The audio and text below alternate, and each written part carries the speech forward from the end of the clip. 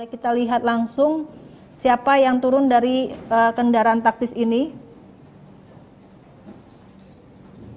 Ya, kita lihat secara dekat.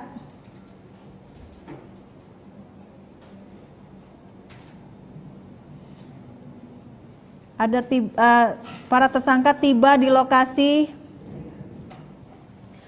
Oh, tersangka tiba di lokasi. Ini adalah Baradae atau Barada Richard Eliezer, karena didampingi oleh LPSK. Baradae atau Richard Eliezer, Kuat Ma'ruf, ini yang depan di layar kaca Anda ada Kuat Ma'ruf, dan Ricky Richard juga sudah hadir. Ricky Rizal atau RR, Bribka Ricky Rizal sudah hadir. Yang kita nanti adalah Ferdi Sambo dan Putri Candrawati yang belum kita lihat di layar kaca Anda.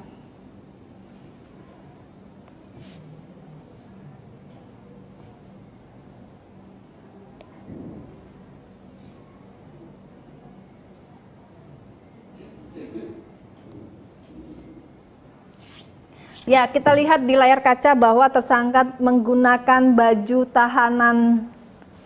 Yang sudah hadir tadi adalah Baradae atau disebut juga sebagai Barada Richard Eliezer, yang tadi kita lihat didampingi oleh LPSK. Tadi juga kita lihat Bribka Ricky Rizal sudah hadir atau RR dan serta Kuat Ma'ruf.